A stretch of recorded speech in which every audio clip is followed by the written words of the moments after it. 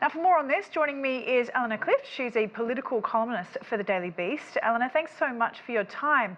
Now, the result of this referendum means that Kansas will remain one of the few red states where abortion is widely accessible. What message does this send out to, the ruling the Supreme Court made over Roe v. Wade? Well, I think it shows that the overturning of what had become a constitutional right is very unpopular in this country. Two-thirds, according to public opinion polls, two-thirds people supported the continuation of Roe v. Wade. And the Republicans who backed the overturning of Roe v. Wade are not stopping there, and they're putting out a lot of more extremist measures, including, total bans, lawsuits against women who try to go to another state to have an abortion. So the extremism is also on the ballot. But nobody's quite sure whether the voters will turn out in sufficient numbers to make a clear statement. And what we learned in Kansas last night is that the voters will make a clear statement. Kansas is a red state, and the turnout was not Democrats and liberals. There were Republicans, there were independents, and it was a 2-to-1 margin to keep abortion rights in the state of Kansas. So it's a huge message for the midterms that are coming up in November, that this is motivating. This could motivate turnout for the Democrats. So at a time when the Democrats have a lot of headwinds going into the election. And might this defeat of the referendum serve as a blueprint, do you think, for future efforts in cities and states across the country? Well, this was a ballot initiative. In most other states, Republican-led legislatures are passing laws. So I don't think there are any other referendum that I know of. But this is not a good sign for those who want to further restrict abortion rights. Now let's move on to Arizona. Trump's preferred candidates won the Republican races for Senate and Secretary of State there. Both election deniers. Could victories by these candidates in November, could it lead to sweeping changes in the way millions of Americans vote, do you think? Well,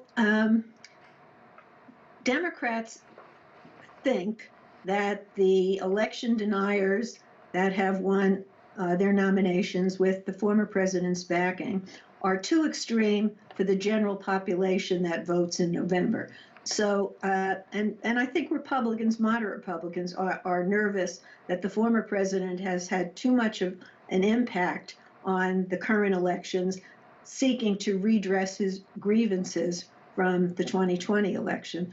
So I think what's happening in Arizona, which again, it's a purple state because Joe Biden won it, and for the first time, Democrats are doing pretty well there. But it's a state that's up for grabs, and there's a lot of concern that some Democrats have promoted the election denying candidates in the hopes of elevating them because they think they'll be easier to beat. But Arizona will be a real bellwether, and the concern there is I think it's the Secretary of State who's one who is an election denier, and secretaries of state oversee the election. And there is a clear pattern of, again, former president's supporters trying to put elected officials in place to actually overturn election results if they don't come out the way they want. So our very democracy is at stake in many of these elections. It's a very critical time in this country. And do you think the mixed results coming out of Michigan and Missouri point in the same direction in that regard? How do they foreshadow the November elections? Well, in Michigan, it's the governor's election. Governor Whitmer has done very well leading her state through COVID, and she's going to face a Republican who questions whether the last election was correct, but isn't a strong election denier. So I think Michigan is kind of up for grabs. And in Missouri, the Republicans really did manage to defeat a candidate that they thought would be bad for them, former Governor Eric Greitens, who is scandal-ridden and accused by his former wife of child abuse. So they got rid of him. So he lost. So, the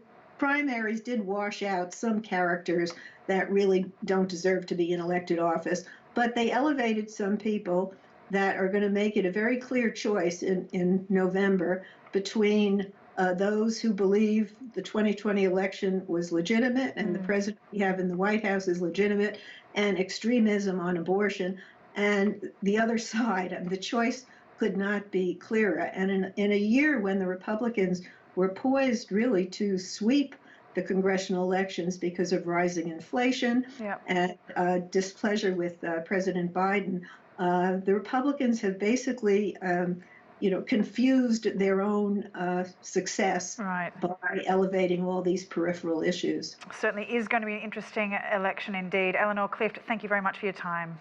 Thank you.